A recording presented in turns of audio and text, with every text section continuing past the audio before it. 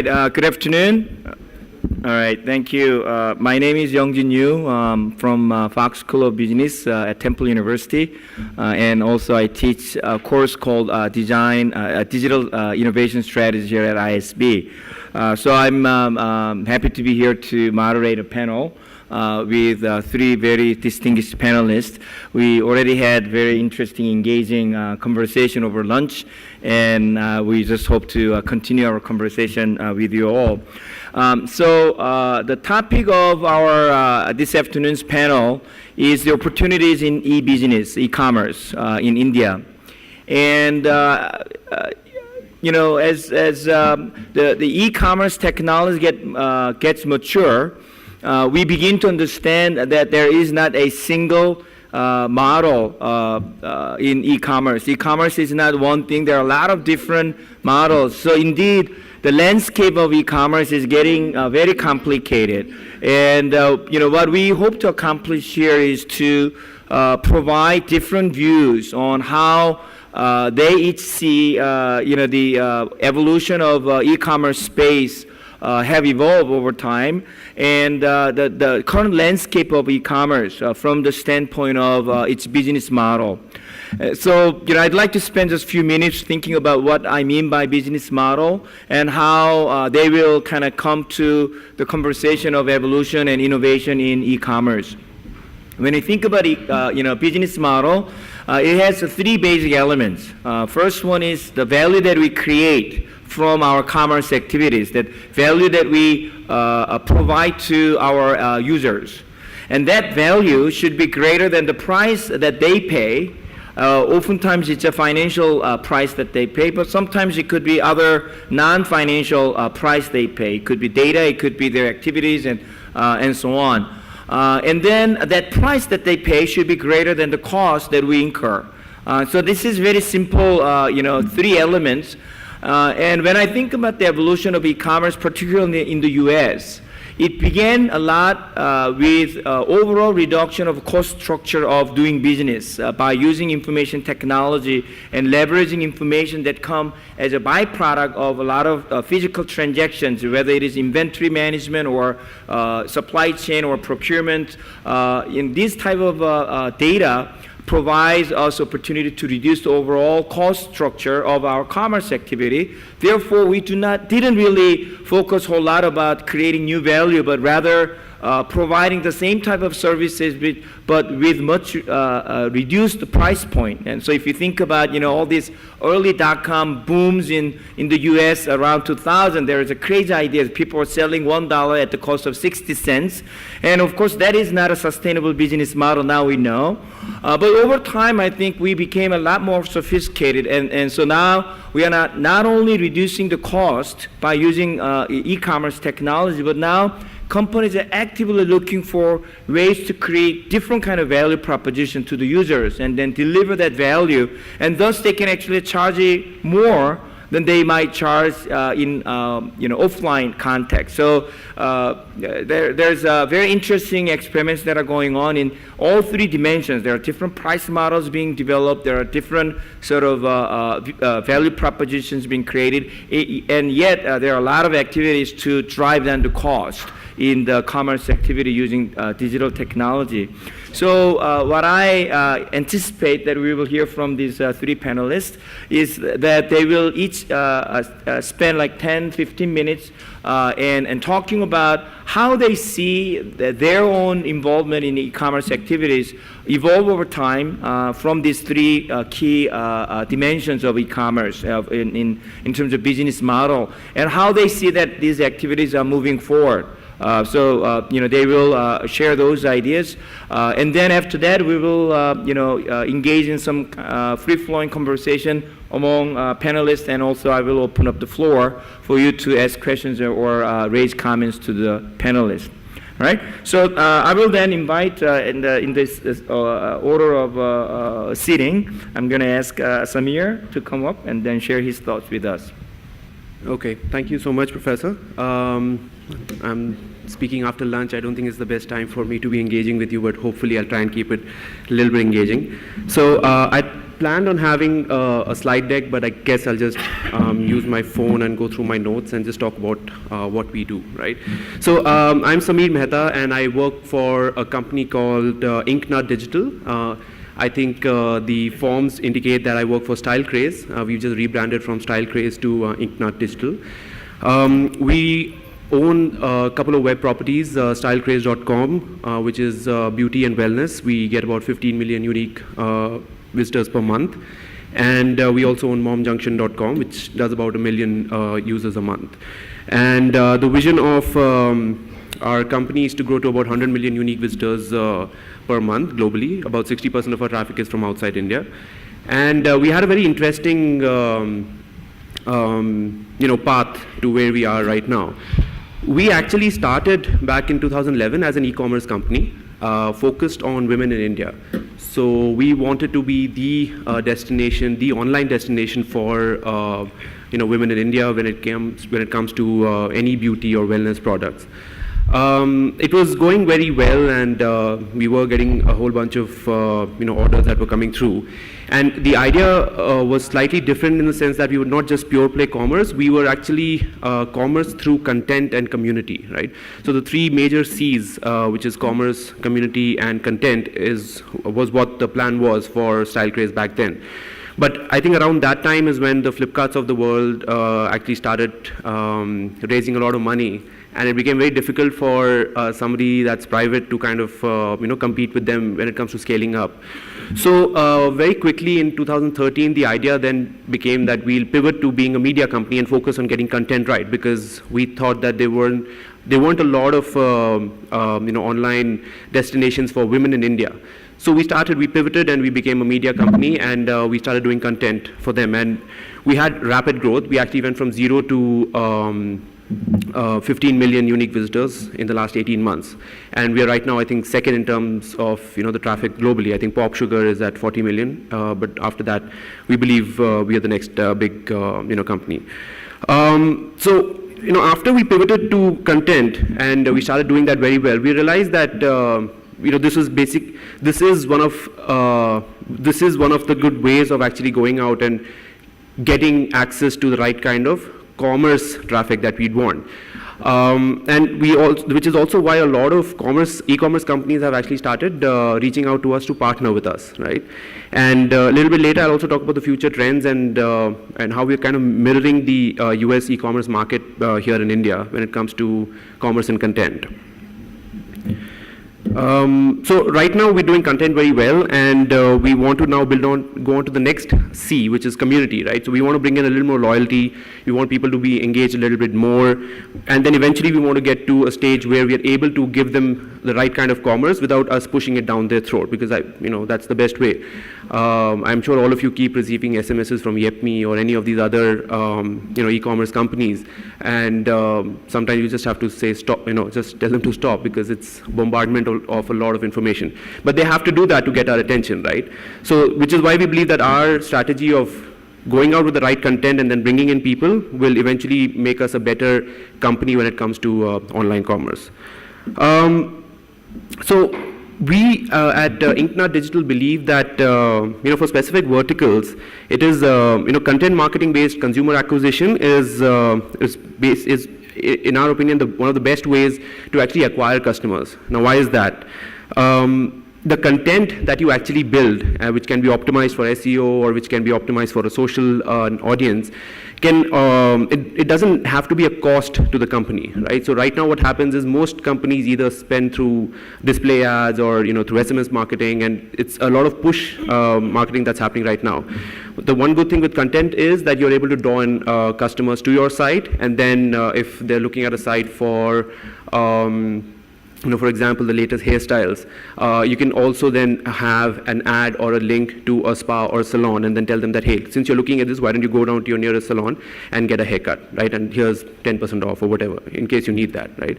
So that is already happening. We get, in fact, I'm working on a proposal right now, which is working on this exact thing, where we're able to look at the data that comes in and give hyperlocal, offers to those users as well. And we are not a commerce company. We are a content company, but we're being approached by the commerce companies to do that for them. And we're happy to do that for them because we believe we are also giving a lot of value to our users. The other thing also is that content and community can lead to a lot more loyalty in the consumer. When it comes to pure play e-commerce, it's hard to build loyalty.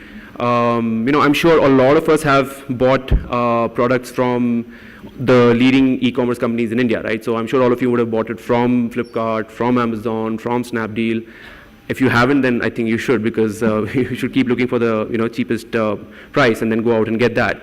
What loyalty can help you do is basically make that particular commerce site or commerce business a lot more sticky in your mind, so that your first thought when you want to go out and buy a product for that specific category would be to go to that site. And that's something that we are able to see right now, and we are running a lot of pilots, running a lot of experiments that will also give us some data which we'll probably share on our LinkedIn page or on our website, which will help us understand that this loyalty-based commerce is actually a much better way to do business online. The other part over here is if your marketing mix is actually right to drive traffic to your online property. The whole point of doing online content is that it's not a cost to you, but you can actually make a lot of money as well, right? And so it's, if you look at back then, I have numbers which I don't want to share, but e-commerce companies spend X amount and then are barely able to get back that X amount from their customers because of the way they market or the way they try and get customers. What we do is we look at the content business as a silo, and that is, we have to make a profit on that. And then once the users are there, we are then able to give them more options on the e-commerce part as well. So it's not a cost to us, it's actually incremental revenue, which, given the fact how the e-commerce industry is going right now, is, we are able to make money, whereas the e-commerce companies right now are struggling a little bit because of claiming that, it's all about growth. So your marketing mix has to be absolutely right for you to, make sure that it's a more sustainable way of doing business online, unless you have a lot of the hedge funds, giving you money. I'm going to close by actually talking about the future trends when it comes to commerce and content and community, right? So I believe that Indian e-commerce companies will acquire more content and community capabilities through either in-house expertise or through acquisitions. And we've actually started seeing this already. If you followed the news about Housing.com buying the Indian Real Estate Forum for about $1.2 million, that's a very good example of an Indian e-commerce company understanding that an online loyal community is which is talking about real estate, is perhaps the best way for them to retain and grow an audience which is very, very specific to what they do, right?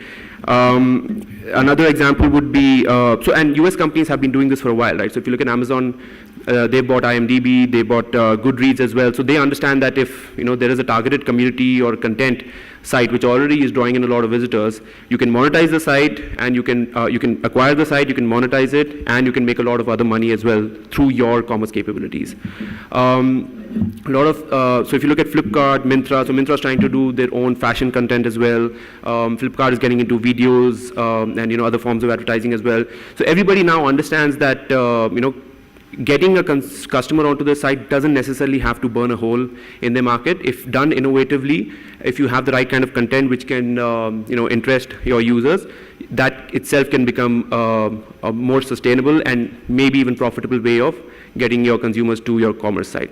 So with that, I'm going to end and invite Jiten. So it was very interesting. So, the whole focus of the synergistic relationship between, or symbiotic relationship between the digital content and e-commerce, and how, one can feed off to each other, and how that can change the business model equation. So that was very enlightening presentation. So next speaker is Jitendra Josh from MartJack Enterprise. He's Chief Marketing Officer there. So he will come out and then share his thoughts. So please welcome him. Good afternoon. what we do, I think I'll just give you a 5 minutes brief on that. So we provide a omni-channel solution for retailers and offline brands to use digital medium to reach maximum number of users. So we of course also give a solution to pure play guys, but majorly 99% of our clients are offline guys who are trying or who think that the online guys is a kind of a threat for them.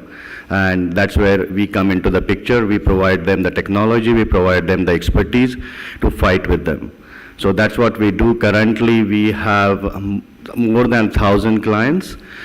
Just to give a few names like Walmart, Hindustan Unilever, Body Shop, Clarks, all of them are using our platform to make sure that their entire customer who is shifting now to digital, they can engage with them and create a commerce opportunities and keep on getting the loyalty from them rather than losing that market share to the online guys.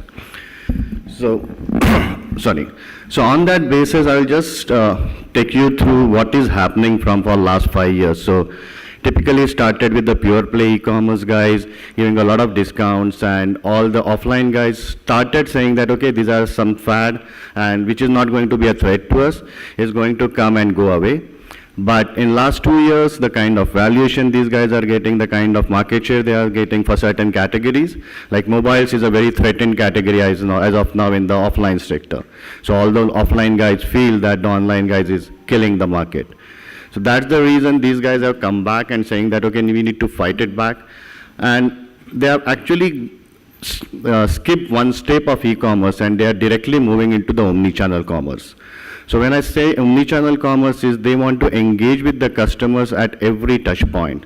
So whether it's offline, whether it's online, whether it's a social, whether it's any marketplace. So what they want is that they want a kind of a solution, and most of them embracing this solution where there is a single inventory, single customer view. And through that single customer view and single inventory, they can increase the turnover ratio, they can reduce the investment in the inventory, and then that's the reason they can give a better value to the customer rather than just giving a discount. And when somebody has a single customer view, it is very important, then they are using that customer view to make sure that they understand the customer better, and then they give the personalized offer to the customer what he wants or what he is expecting. So it is not just going to be the push of discounts, but this is what I expect, this is what I did. It's a proper analysis has been done, and then it is given to me. It's a very personalized kind of a commerce which is going to happen.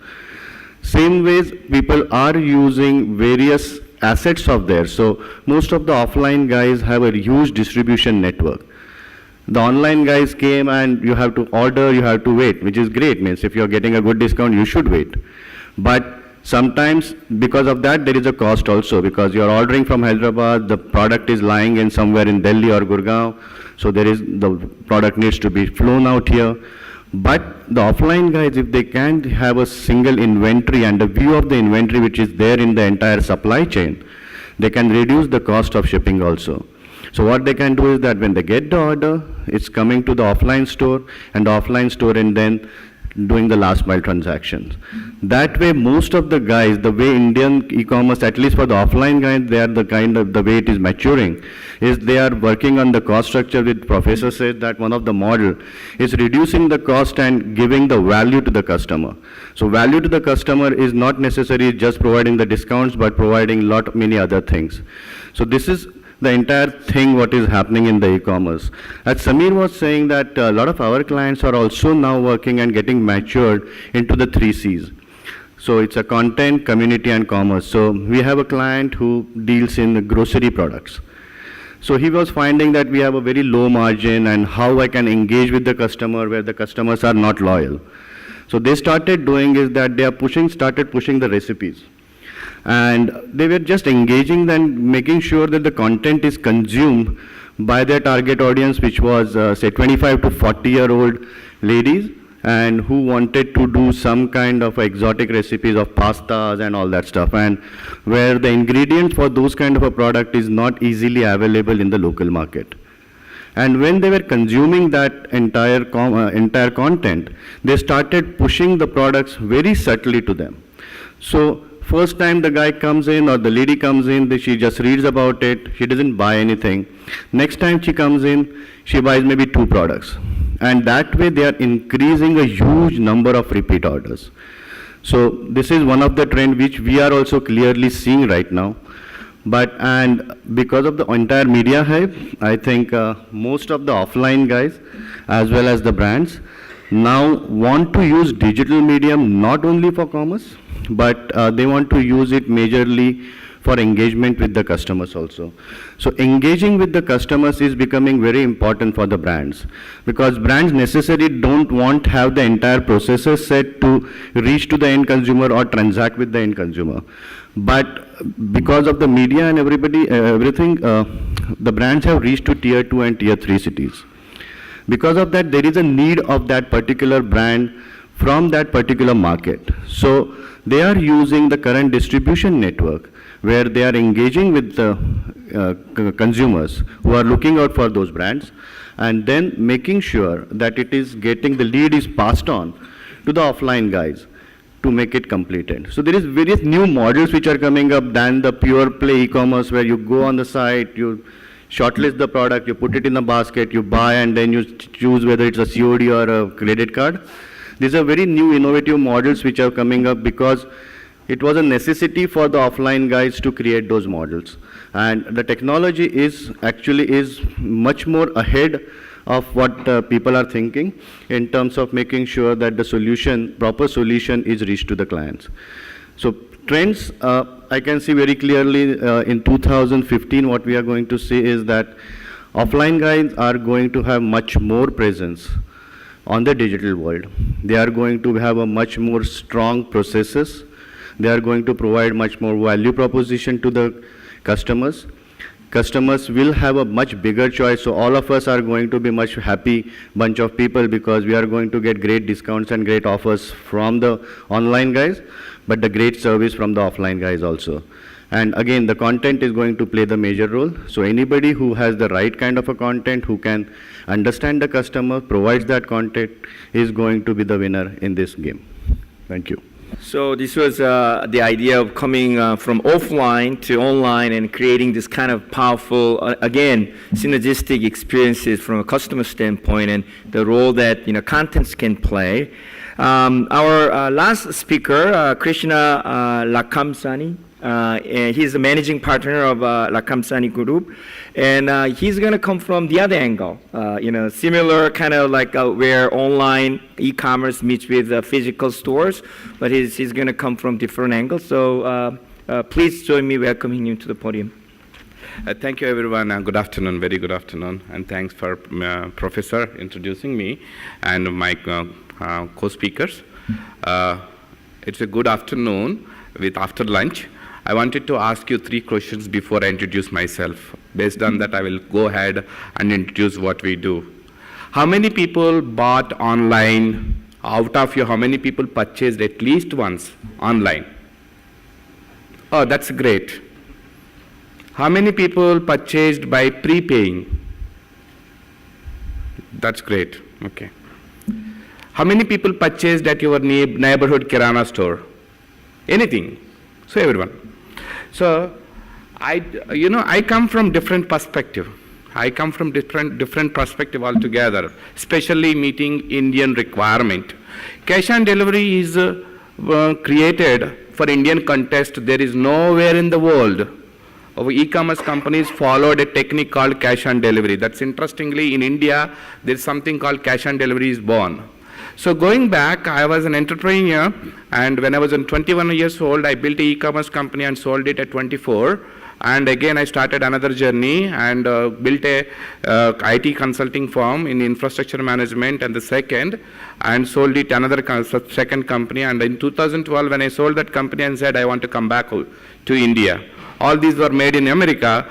But since I made e-commerce company back in 2001 when the bubble was done, and 2004 when I sold this, I said, I should start again in e-commerce because something is happening in e-commerce. So I did study very well, trying to understand Indian consumer perspective. So when everyone, Flipkarts of the world or any e-commerce company in this country is focusing on serving those customers who are online, I looked at it in a different view. There are so many people who doesn't transact online. There are so many people, so many consumers who doesn't come online. How do we serve them is the way we looked at. So we created a different business model altogether. That business model is it's a contradictory to any e-commerce company which they are doing today. So what is that? Is basically a Flipkart serving today 30 million customers, or in India, if you are one of those 30 million customers who raised your hand, you bought online. This is like a 1.9 billion people did not purchase online in India as of now.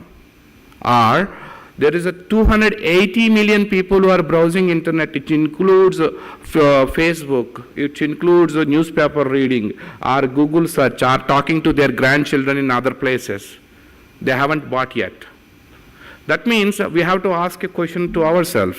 Why? Only 10% of internet users are buying online? That's very interesting. What happened to those 90%? I still feel that they will buy one day. But before they do, why don't we create another channel, okay, to help those offline customers to get the benefit of online customer pricing? That is what we started with. So what we did is, we did entirely different logic, and everyone who goes to a Kirana store to buy something. When you go to Kirana store to buy something, if you ask a Mysore sandal soap, if this Kirana store known to you for a long time, he'll say, "Chinta mat karo ji, main manga lunga." The moment he says, you just walk out peacefully saying that he will get it for you, because your confidence, your trust, your relationship with him. So take another angle of the same situation.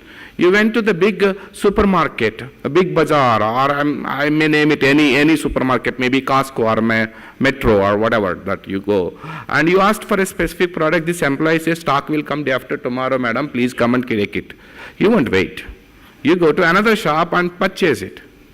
So what we identified in our research is, consumer is attached to this Kirana store, but consumer is not attached to the hypermarkets. So this is what we want to utilize, and we wanted to bring up these Kirana stores to the next level. So what we did, we created at iPay, we created a kiosk which is basically loaded with inventory of our sellers. Okay, now this Kirana store going to have this kiosk at their Kirana store. All of a sudden, he's just not selling Kirana items, what he carries. He's selling such items which he never dreamed of selling. I'll step back and say one more word. Kirana stores, in the decades this evolved. They are a true entrepreneur of India. There are 13 million retailers in India. That's a huge. Actually, if you know or not, there are 35% of old retailers are in India. So that's a huge market. So what we said, you have such a good relationship with your customers, and you serve your catchment area by name of your customer. You know who stays which apartment with how many family members in that. Why are you stopping your potential to sell only your items? So they go back to decades. Kirana store guys took the grains from farmers and refined it, resold. Then later, these guys are so interesting to change themselves to do business. Later, the FMCG companies came. So today you don't see any items which they bought it from farmers. They actually all FMCG. So next thing, last decade, they started selling a mobile talk time, which they never dreamed of. So more recharges, interestingly, if you want to get a recharge become a commodity. Okay. So our vision is to make e-commerce as a commodity. Any common person without having internet or without having a credit card or whatever, still he can purchase at local Kirana store. And just not that, with the trust. You don't mind paying local Kirana store upfront because you know him, he's not going anywhere. Tomorrow if there is any problem, he just walk into his shop and ask the answer or refund, he will give it to you. So what we did is we created a marketplace for sellers, and we created this a POS called Business in a Box. Sellers, it's like a marketplace, any marketplace in the online world. Only difference is our products don't appear in the website anywhere. Only our marketplace appears in the tablet, right in the kirana shop. Customer, if you are a customer who came to, you wanted to purchase an iron box, for example, or a rice cooker, you just need to walk into the nearest kirana shop and view thousands of iron boxes which are there and pick up what you want. Here is what our cost-effective method is coming. You, as a customer, assume you are offline customer, you don't have access to internet. If you wanted to buy a rice cooker, whom you are going to compare with? You are going to compare with another home appliances shop nearby who is selling the same cooker. So that means our cost-effective is always better than the local retailer who is selling, because this guy is not having the inventory. Second, okay, so loyalty, when it comes to loyalty, it is much better to create a loyalty for the customers who really need it than see, if you wanted to purchase, for example, a mobile phone, I bet 10 rupees less in Snapdeal, you're actually liking a Flipkart, but your 10 rupees is less than Flipkart price, you're going there is no second thought on it, because you have ample opportunity to shop around. So the customers are all disconnected, those are not having that.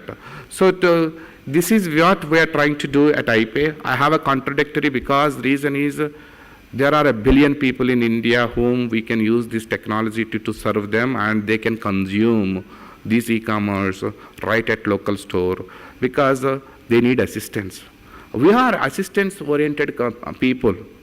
Why assistance is required? You know, the other day, yesterday evening when I'm landing, it's very interesting that when I'm coming to airport in Mumbai, there is a self-check-in kiosk. But each kiosk, there is a man who is helping them to self-check. Assistant self-checking kiosk. You observe that. You understood, no? Okay, so there is we are Indians.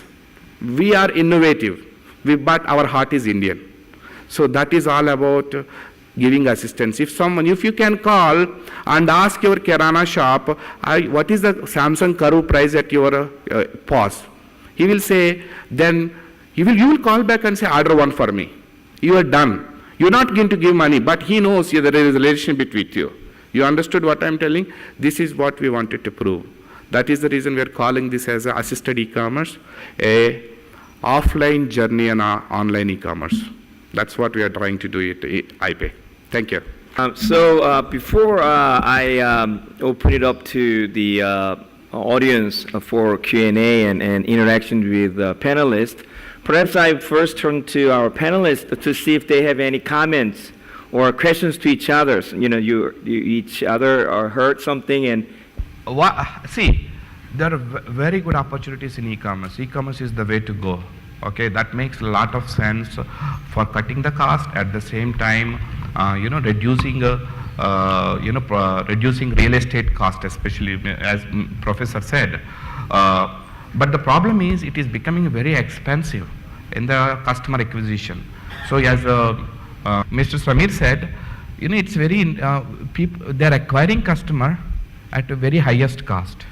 Today, capital doesn't have a value, which I'm very much worried. At the same time, there is innovation coming up. Everywhere there is an innovation. If you observe or not, companies raising money left and right. I won't name it. Okay, if they burn $1 billion, actually their top line is going $1 billion.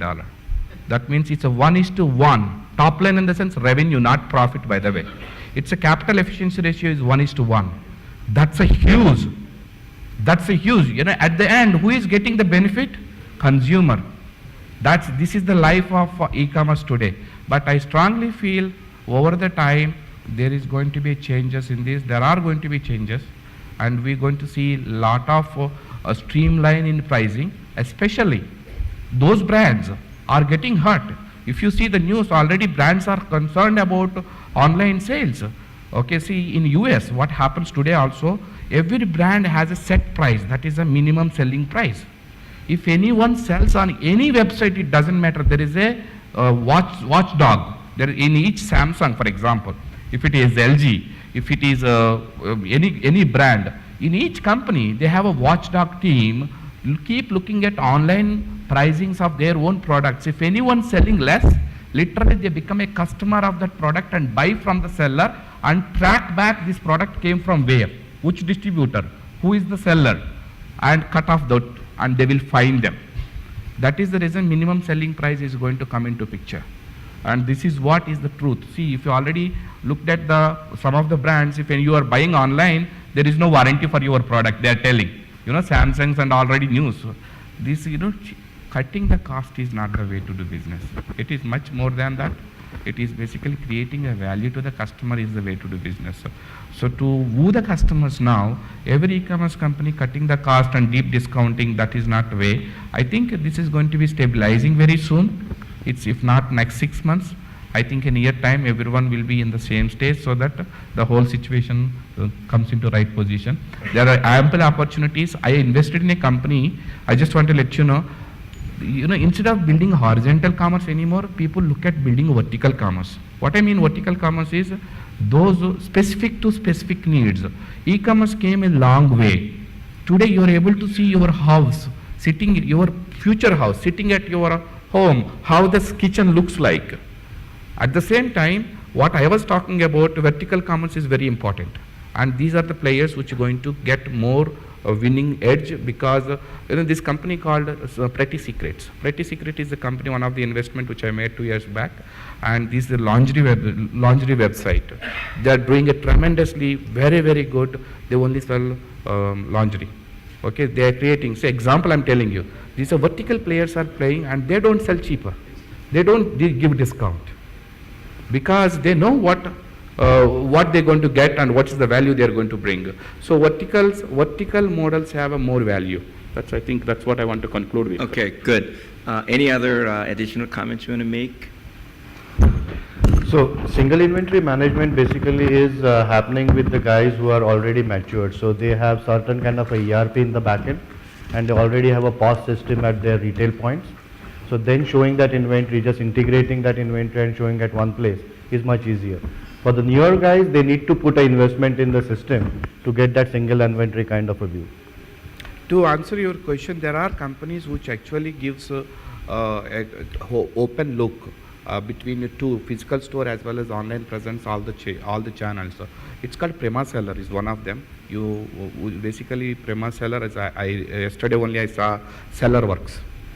There are two companies which you can manage online and offline inventory. See, for example, you have 10 bags which are showcased, which are in the shop. If bag is going out of the shop, it automatically should reduce the inventory in the online. This is what they do. Please look at it. Sellerworks. This is a SaaS package which you can get it at $100 or something like that. Sellerworks is one. Mr. Ganesan is a founder. Prema Seller is Ali. Both of them is fairly new companies and they are doing great there. This is a game of capitalism. Okay, the last man standing will win the game. I can bet this. This is what going to happen, especially in the market share wise. Okay, this is a capitalism. They are trying to showcase that one will keep moving, so that one or two people will survive and keep this total customer. That is the reason they are spending money. It's a time, money against the time, and money against the time, against growth against the time. So to answer your question, yes, that's not the viable business model. It is not for a long term, but one thing, sooner or later, only one or two players will remain. Those are the people who actually takes the market share and then produce the value furthermore, is the way they are looking at. Okay, so who is that? We never know at that time, at this minute. So to answer your first question, why they don't leverage existing sellers and the distributors who actually stock those products locally and pick up from there and local delivery, hyper-local model, To do that, it's a egg and chicken story.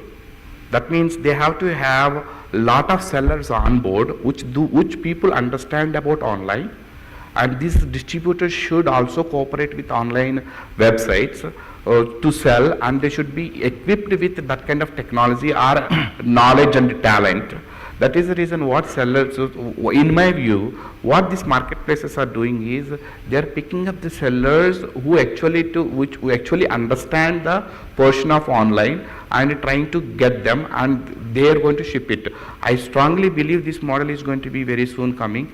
That's called hyper-local delivery. So first of all, marketplace model is very interesting. So this marketplace model can be evolved in a different way. To add to the answer to question to you, we are working in a different way. Just our marketplace model, how it works is we don't list the sellers who is selling the product, because our customer doesn't care. He is buying from Sangeeta Mobile or Lot Mobile, for example, it's a mobile phone. They are sellers to us. Lot Mobile or something, as long as he is getting the better price on the same product, he is buying at TiE and local Kirana. So background, we are creating an algorithm which we call managed, fully managed LCR marketplace. I'll tell you what is LCR, least cost routing. Okay, so fully managed least cost routing means we now have orders of Nokia N015, 30 orders by end of the day. We go back to the sellers who actually listed N015 and tell what is the price, best price you can give for this 30. So then they bid it. Algorithm decides based on the location, based on the quality of the seller, based on the price structure, and how the order should be shipped to the local. For example, if the seller is in Hyderabad, all 30 orders from around Hyderabad, we would give preference to them because the cost of shipping is better. These algorithms going to get created behind the scenes, which will come, but if it is not now, another 1 or 2 years, people are experimenting something like, for example, something like Instacart, which is doing in US right now. That is a hyper-local. Okay, so Amazon is trying Kirana now. Recently, yesterday they started. That is also hyper-local model. There is a model started coming up. Yeah, to answer your question, interestingly, a lot of people, a few marketplaces have already started working on that line. So when you get an order, say somebody is ordering from say Tiruvananthapuram, so marketplace is making sure that the order goes to the seller to fulfill from that particular area. So they are working with the brand and distribution network to make sure, and that also takes care of the minimum selling price. So they are now working closely with the brands, brands are feeling offended saying that they are breaching the price and that's why they should not be on those particular portals. So actually started building the relationship with the brands, as well as they are going to use their distribution network to make sure that the distribution happens at the least cost to the end consumer. But if they are leveraging that channel, why they are struggling to deliver to the tier 2, tier 3 cities even today? That's today they are, that's what I'm saying. Right now they have started the talk, so it matures, there will be a lot of terms and conditions hovering between the brands and marketplaces. But you will see in next 6 months time, they are already reaching tier 2, tier 3. So if you look at the data, so Snapdeal I think published the data, there 60% of the orders are coming from tier 2 and tier 3 cities. So if they are already reaching from that particular product lines, I don't think that numbers are going to increase. Yeah, just to add to their points, I think Amazon has already started giving you the option of a local pickup. Right, so when you order something, they'll give you an option of, there are these 20 points near your, so when you enter your PIN code, it'll give you. Generally has this. Yeah, Amazon so also this is on Amazon as well. Yeah, so I think they're starting to leverage the local infrastructure, and you'll still see a lot of the other e-commerce retailers doing that. The second question you asked us was about how do you acquire customers, because there is no brand loyalty, which brings back to the point I was making, which is to do with how can you give more value to the users, right? Now, so for example, with fashion, Myntra is trying to do that with giving a lot of fashion-related content. So fashion is very topical, it's very seasonal. So the best looks of 2015, or what were the looks at Oscar or whatever, and if you want to buy this, here are the links, go ahead and buy it. So the value over here is people reading that content and keeping themselves abreast about the latest trends, and then you can also go ahead and buy that. That same thing can happen in a category specific manner. So whether it is fitness, it's not about selling it, it's about how can you keep yourself fit. Here are some tools, here's a BMI calculator and things like that, and that is how you can actually add more value from retailer A to retailer B. Let me just add a couple points here. So there is a very interesting case. It's a bit old case, but about 10 years ago when Netflix first came out, Blockbuster tried to do exactly that, right? They have like over 6,000 different outlets. And they came out and said, we created this Blockbuster.com and we will compete with Netflix, leveraging our outlets as a distribution. It never worked because it turns out that they have this franchise model, and integrating all these outlet stores into a single infrastructure turned out to be disaster. So it was a huge, and then eventually they got bankrupt because they actually never pulled off doing that implementation. I think the story is now different, right? Now the public infrastructure and cloud is there, and you can actually buy this kind of, almost ready to implement solutions. So I think we are getting to a point where, this type of things happening. And the other part that I think is important is that in terms of adding value, I think what is happening is that internet is creating a lot of choices. E-commerce is creating a lot of choices. The choices to consumers is headache. So the way you add value, so a lot of companies come out with very hyper-focused kind of like a specialty stores and so on. But I don't have time to look for all these options. So now I think what is happening in the U.S. and in countries like Korea and Japan is there's a curation model. So, I bought, so there was a timeline advertisement on my Facebook timeline that says, so you come to our site, they call me, a designer called me, said, have like a 30-minute interview with me. What I like, what I want to wear, what is my job, what is my typical sort of job requirements. And then she would choose head to toe my attire. And then, and it's a subscription-based model, so I pay like a $50 something initiation fee. And then they send me a box. And then I open it, head to toe, new shoes, new trousers, new shirt, new tie, new jacket, all, curated by professional designer who pretend that she knows me, right? Of course she doesn't know me, right? It's just, but then, I looked at it, and my wife and I discussed it. She said it doesn't fit, she doesn't understand it, so return it, right? And so then there is a hefty price tag, and so I returned it, but it is the model, right? So then it is a hyper personal, and that model can be also done at offline stores, so a lot of people want to come. So in Korea, for example, when you become executives, you have to, the hiking is a trend. So a lot of people who work for companies, weekend for fitness and wellness, they take company people to hiking, mountain hiking. So when they are young, junior, they do not have to know how to do it or what are the equipments and so on, so just follow the crowd. But first time executive, going out to the mountain hiking, it's a huge stress. They have no clue what to wear, what equipment and how to behave. So now there are specialty shops where these people show up, and so now tomorrow I have to take these 20 people onto the hiking. What do? They help you from head to toe, professional attire, this is business attire now, and teach you what to do, what. So I think increasingly the e-commerce, more choice creates new problems. Agree. And then there are new solutions that are coming, and I think that is going to be another trend that we will see. To add, Professor, one more thing. In technology can be used to create a hyper personal. So we recently tested, like a week back, Kirana stores, can they sell footwear? First of all, the farmer who comes to Kirana store or watchman, he doesn't know what is the size of the footwear. So we hooked up with a Find My Shoe. What a wonder it is, basically a scale. He has to put it on the foot, and foot width and all, he has to punch in the tablet. We use this technology which is prepared by Find My Shoe and give the size. So now he can choose. With this technology, we are able to sell 600 pairs of shoes in 3 hours, slippers. In 3 hours is something which is can be created hyper-personal. Thank you. Yeah. So I'd like you to join me thanking our panel for their insightful comments. Thank you.